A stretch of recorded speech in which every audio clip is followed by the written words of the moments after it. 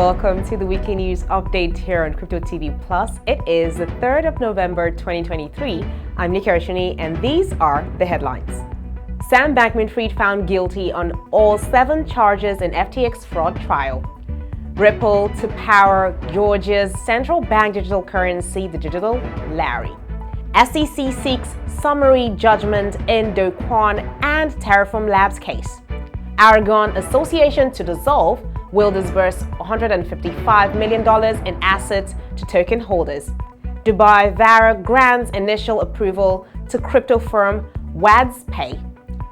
Upcoming blockchain events and more to come. Quickly on the market trades today, Bitcoin is at $34,000, Ethereum is at $1,700, BNB is at $226, Solana is at $38, and the dollar scenario rate is at 1,004 naira to a dollar. Now let's get you updated on the Crypto Weekly News. First up, Sam Bankman-Fried, who once ran one of the world's biggest cryptocurrency exchanges, has been found guilty of fraud and money laundering at the end of a month-long trial in New York. The jury delivered its verdict after less than 5 hours of deliberations. It concludes a stunning fall from grace for the 31-year-old former billionaire, once known as King of Crypto, who now faces decades in jail. Bankman-Fried was arrested last year after his firm FTX went bankrupt. His sentencing has been set for 28th of March next year. Cryptocurrency exchange FTX was once valued at $32 billion, but when it went bankrupt in November last year, $8 billion in customer funds was missing. Sam Bankman-Fried perpetrated one of the biggest financial frauds in American history, a multi-billion-dollar scheme designed to make him the king of crypto. U.S. Attorney Damian Williams said in a statement after the verdict, "This case has always been about lying, cheating, and stealing, and we have no patience for it," he added. Bankman-Fried stood in front of the jury with his hands clasped as the verdict was read while his parents sat with their heads in their hands. The jury found them guilty of lying to investors and lenders and stealing billions of dollars from FTX, helping to precipitate its collapse. He had been charged with 7 counts of fraud and money laundering. He had pleaded not guilty to all the charges, maintaining that while he had made mistakes, he had acted in good faith. Bankman-Fried's parents sat with their heads in their hands. After the verdict, Bankman-Fried's lawyer, Mark Cohen, said this: "We respect the jury's decision, but we are very disappointed with the result. Mr. Bankman-Fried maintains his innocence and will continue to vigorously fight the charges against him," he added. A spokesperson for Bankman-Fried did not immediately respond to the BBC request for comment on whether he planned to appeal against the verdict. 3 of his former close friends and colleagues, including his ex-girlfriend Caroline Ellison, pleaded guilty and agreed to testify against him in hopes of reducing their own sentences.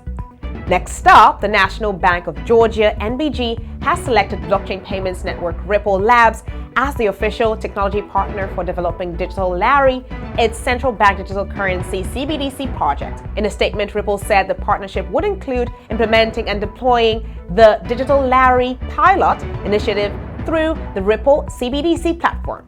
The NBG will utilize this innovative CBDC platform to evaluate potential applications of the digital lari, determining its advantages to the government sector, enterprises, and individual retail users. Before being designed as NBG's technology partner, Ripple underwent a thorough and meticulous selection procedure. In September, the NBG disclosed its intentions to advance its CBDC project by introducing a limited access live pilot environment. More interesting news, as the United States Securities and Exchange Commission (SEC) has refuted the jury's conclusion regarding Terraform Labs' alleged violations and has demanded a summary judgment on all the claims.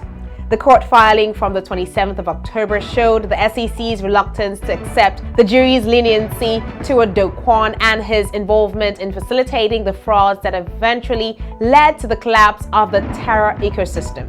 The filing in the U.S. District Court for the Southern District of New York read this: "No rational jury could conclude that Kwon was not liable for Terraform's violations of Exchange Act Section 10B and Rule 10B-5 thereunder pursuant to Exchange Act Section 20A. The evidence of the violations provided the SEC points to Kwon's involvement in misleading cryptocurrency investors by creating and marketing Terra and its in-house Terra tokens as securities.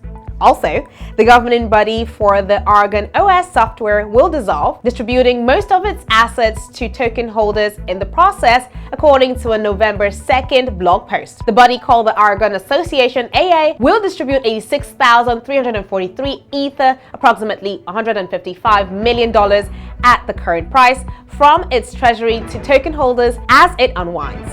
The funds will be distributed through a smart contract on the Ethereum network. Each ANT token holder will receive 0.025376 Ether per ANT they send into the redemption contract. After all redemptions have been made, the body will burn all ANT held in the contract and dissolve. ANT or ANT will no longer have utility after this point, the post stated. $11 million from the Treasury will be transferred to the Aragon Shield Foundation and held to cover outstanding obligations and mitigate against regulatory uncertainty.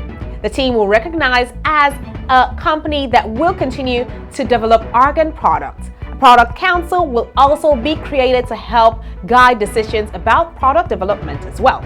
Aragon is the developer of Aragon OS, a set of developer tools that can be used to create decentralized autonomous organizations, DAOs. To close up the news today, the Dubai Virtual Assets Regulatory Authority, VARA, has issued an initial approval license to crypto firm WSPay Marketing, a pivotal step in the company's journey toward obtaining a virtual asset provider VASP license for virtual asset services and activities.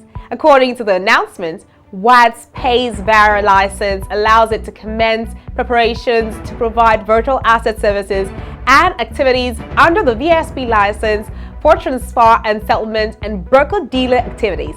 The VARA license does not allow the company to offer any other of its virtual asset products and services.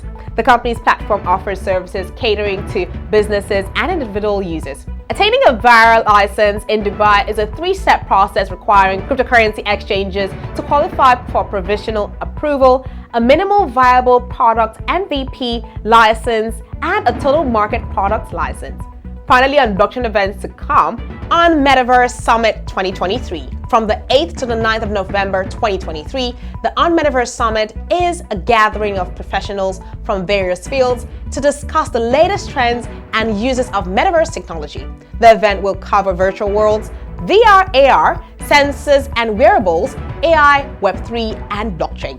It includes conference rooms, an expo area, exhibitors, keynotes, discussions, demos, tutorials, entertainment, satellite events, a talent fair, and a party. And that's it for the weekly news update here on Crypto TV Plus. For more market updates and all the happenings captured in the world of blockchain and cryptocurrency, do visit our website, cryptotvplus.com, and also follow us on our social media platforms, of course, on Facebook and X at CryptoTVPlus, on Instagram, and Threads at Official Crypto TV Plus to get daily fun our programs. Don't forget to subscribe to our YouTube channel and turn on the notification button as well.